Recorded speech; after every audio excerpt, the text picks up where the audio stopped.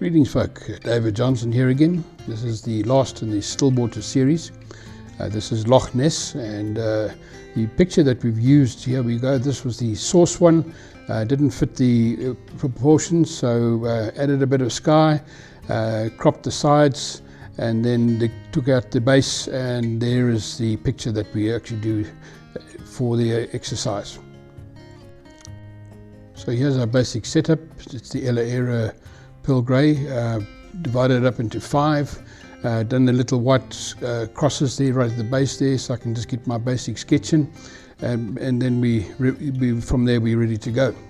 So we start off as usual with our skyline, and as usual we will also be using the burnt umber number 10. So hold my pastel vertical, use the bottom of the pastel then to run it along the edge of the silhouette of those mountains. I'm pressing pretty hard, and then I want you to see how I use the end of my pastel to get that sharp line between the sky and the mountains. So we run it across. We've got to be careful you don't have that solid line following there. You've got to just spread it out, and so that we have it sort of more level, like you see what I'm doing there. So we come to rub it, we just take out that little bit of sharpness there, and so that it goes much better when we actually come to do the rubbing in that there. So we're into the blue-grey number 10, or you can use a grey number 10, and we're going to use, basically that'll be the underpainting for the rest of the sky.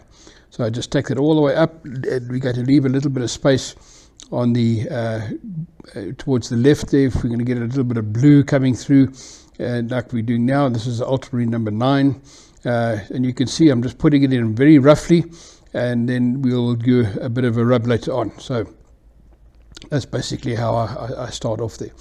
I'm using now a lemon yellow, or a deep yellow, just to give the top of the highlights of those clouds. And we leave behind a bit of those burnt umber that now becomes your shadow color. So rub it all in, don't make a big mud pie, rub in the colors individually as they are, and then at the end of the day they're all still nice and pure. When you rub everything together, then you land up with a nice mud pie. So I rub it basically until there's no texture left.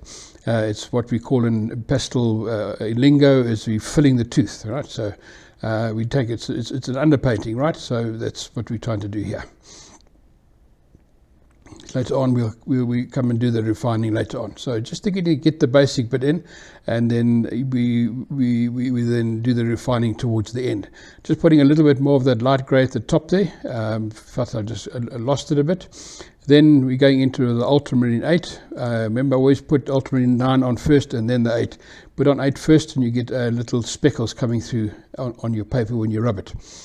So you can still see there, I'm trying to keep my colours divorced from each other, so that the nice pure colours that come through. Right, back to the lemon yellow number 12.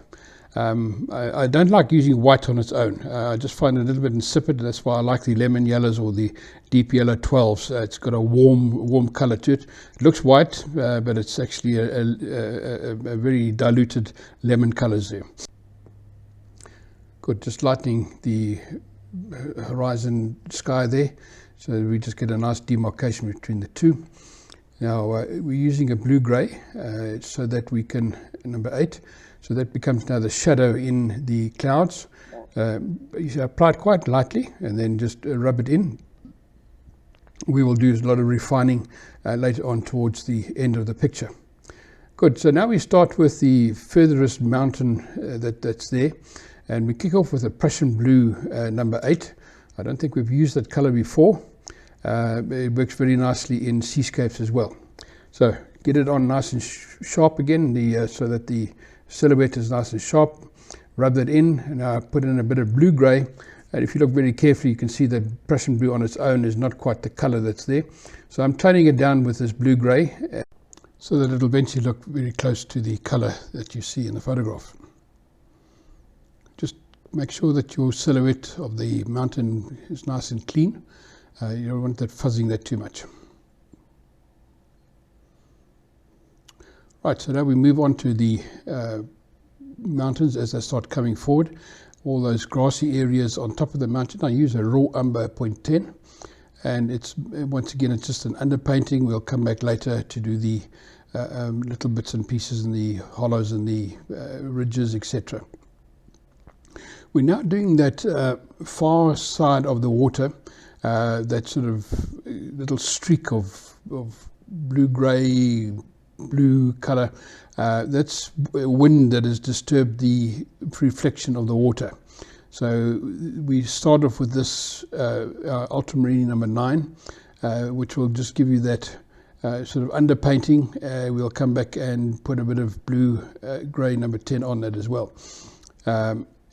I'm using a blue-violet number 3 here. If you look very closely in the picture, that blue mountain there, you can see there's little ridges and stuff that are there. So you need to just very subtly build those in without, it's a very light application. So you don't want to go and being very, very dark and you lose that distance there. Then we're moving across to the next mountain, and I'm using a blue-violet number 3. And holding my pastel vertical, then just I'm able then to just use little streaks. But I apply these very lightly. We always come back again, like I said, rather do it a little bit soft, and then you can always come back again and add some more. But it's just a light application. I'm using the texture of my paper just to give me that effect of those distance bushes. Good. I applied a bit of grey 0.5 just as a streak in the beginning of that plantation on that hill, just to give us a little bit of a shadow within the beginning of the forest, and also from a colour perspective point of view. I then came with a bit of bluish green on top of that. That was a 0.3, and then I blend those two together, so we get a gradation of colour going through, and also that dark shadow there also gives me the height of the trees that are there. Good. So it's what I'm doing now is I'm taking that blue green across the raw umber that we put there, and I'm just skimming it across. Right. I'm catching the texture, and that gives me those nice little highlights in the on that mountainside, which gives you an illusion of little bushes and stuff like that. I've pushed a little bit too into that furthest mountain that was there, so that we just have a bit of continuity of colour, so the one sort of blends into the other one. Good. So for distance, always give a bit of a rub. It just helps with those the effect of your distance. There's a little peninsula out there. You can see some of the trees that are, if you look at it closely on your photographs, you see some pines that are there, and there's also little houses there. So it's not of much consequence. I put it in, but it's not a huge issue that you don't have to put in if you don't want to. I've just added it just to give you an example how one would handle that.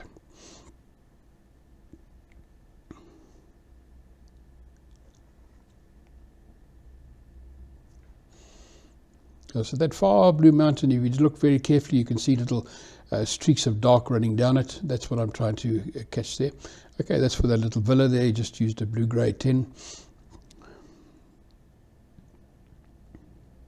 So back to the blue-grey 10, and just sharpening that far distant waterline there, and then just tidying up as we come forward. And you can see now I'm putting that blue-grey over the top of that blue that we put initially, that ultramarine, and now you see I've actually toned down that colour there. So that area that of the water that we've just done there, that is a area where the wind has blown, and so it's distorted the reflection of the mountains behind it. Got a little bit of mistiness, or a bit of cloud over that far distant mountain. So just a matter of just taking that grey and just skimming it over it there. The following mountain also, just remember that also being covered slightly with cloud, but we refine it a little bit towards the end of the painting. Back to my bluish green again. these little rubbing sticks are very handy, getting into those little corners. Didn't use them for many years, but I've found that it has got a place, and so I use them quite frequently now.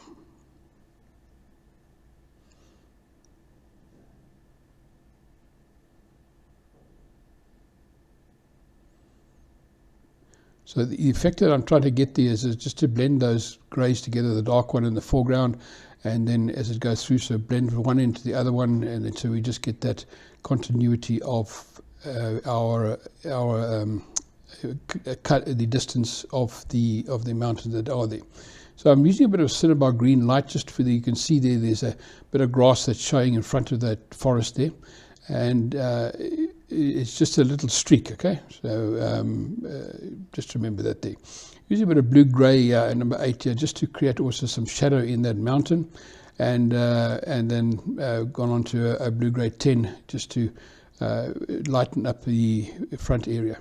All right, from here, for most of this procedures that we're going to be doing through here, I've just put it on fast motion. Otherwise, it's like watching paint dry, so you can still get the effect of what I'm actually doing.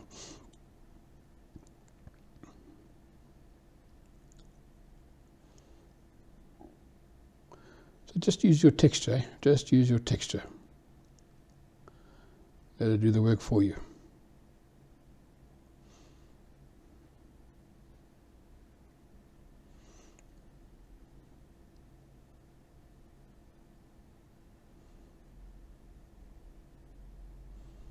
There's a bit of blue violet that I put over just to break up that green in the little triangle there.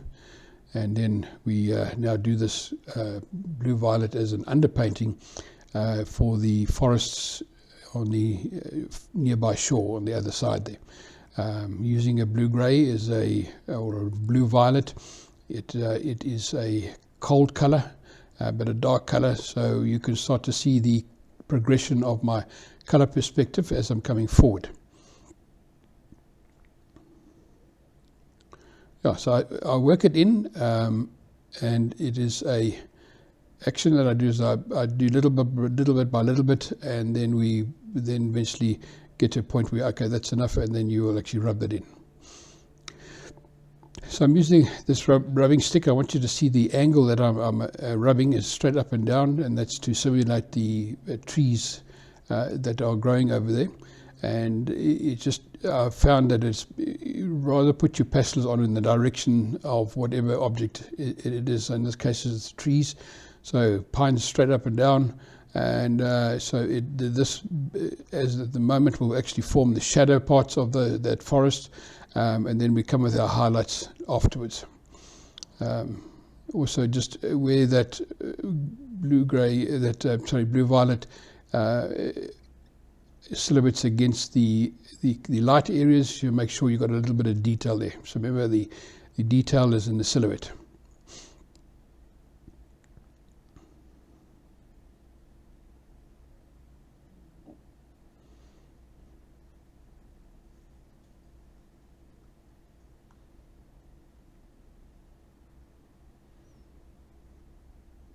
So the difference between the cinnabar deep and the cinnabar light, the cinnabar light it's much more brighter color. The cinnabar deep is more of a shadow color, right? So, but they both got their place. They're very handy. All right, see my action that I'm using my hand. I'm doing the pastel in the direction, or applying the pastel in the direction of the trees. And now you can start to see there's just a variation of the blue-violet plus the cinnabar deep, and then we're starting to get that forest effect. And then when we come with our highlights, it all just comes together.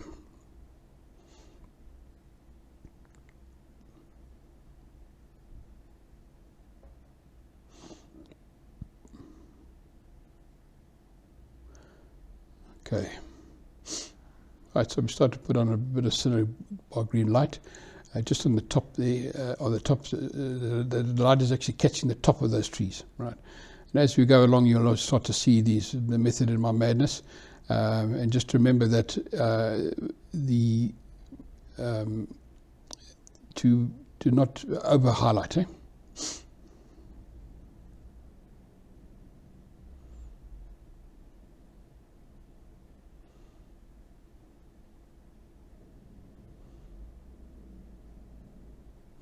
Okay, so the trick with the application that I'm doing now, as opposed to the trees that I've just done behind there, you have to have just a subtle difference in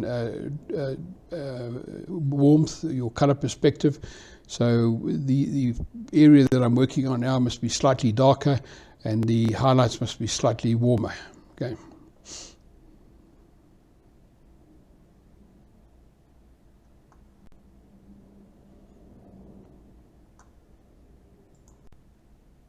So I took that blue violet and skimmed it over the top of the raw umber that I placed there. And when we do a bit of a rub in that there, that'll create, first of all, little bushes or trees. And then on top of that, these are little hollows and embankments and stuff. It's not round at the top, so those then become the shadow areas of those particular areas there. So putting on a bit of raw umber now, number 10, and back again, and then using that is neat, and that gives you your highlight areas on the top of that mountain.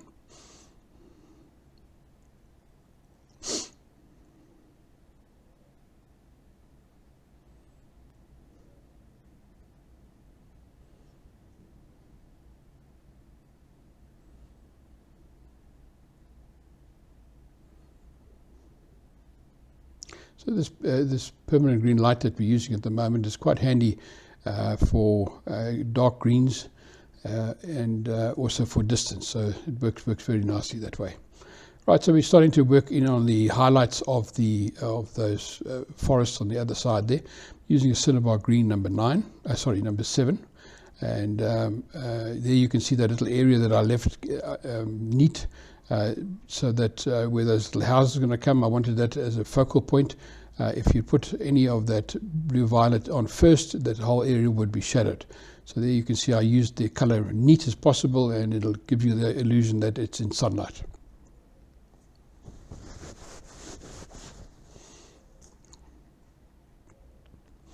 Good, so the closer the trees, the bigger those little circular motions that I have there. And as we go away, they become smaller and smaller.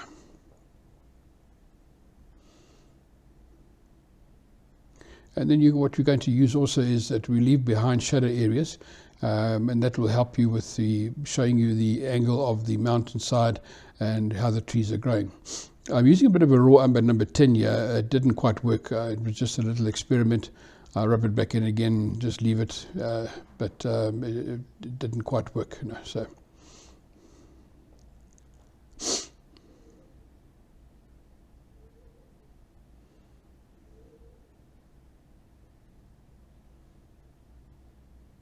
You can see the angle that I'm putting those trees in. It's a slopey area, so that, remember, your shadow is your friend. So those shadows that we're leaving behind are telling you the angle of the forests and the rows of the forests that are there. And all this is just this slow build up of one color on top of another one, and trying to get to a point where all the colors are actually visible. All right, so you don't dominate the one with the other one. So in other words, don't under highlight, don't over highlight, and then we can get that effect of the trees and like a forest effect. Okay, so we've put quite a bit of pastel on. We've actually up to our third color now. But the pastel is not biting very nicely, so we'll probably have to give it a little bit of a spray just now.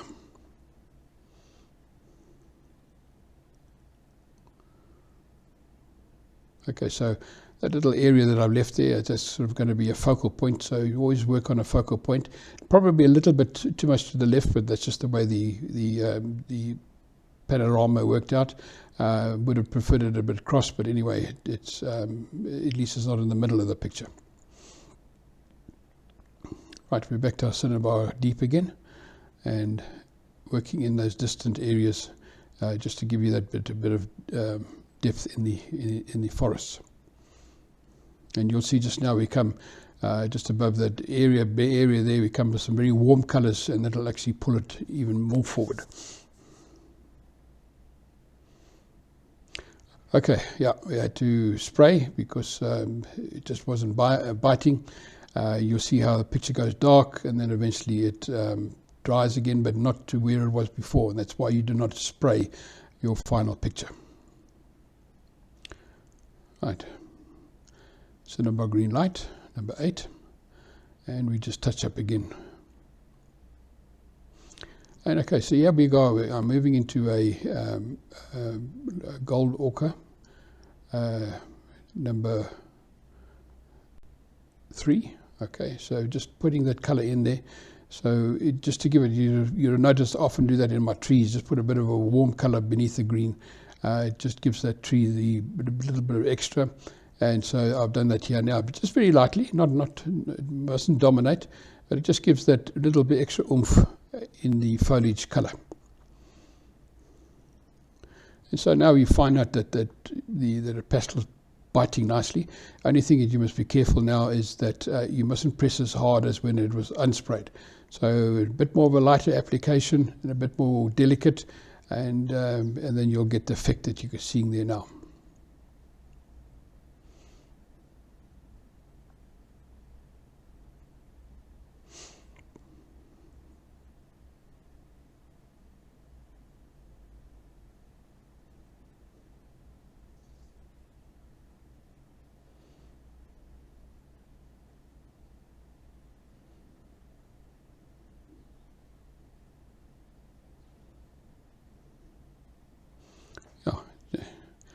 Use that rubbing stick now just for the top of those mountains. Just gives you that little bit of extra distance.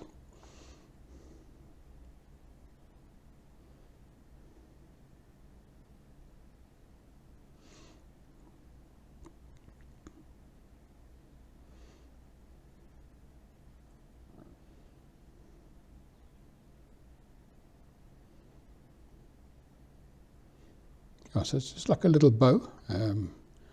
So the smaller they are, the more effective they are in terms of illustrating distance. So it's a combination of your colours as well as the size that you're applying there. And I think you can start to see there on close to the shoreline, our trees are just that little bit warmer.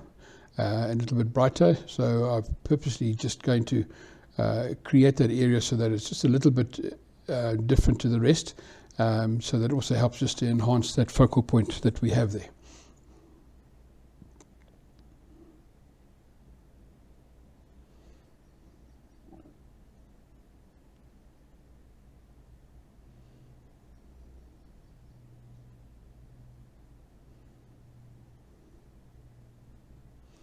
Go back to that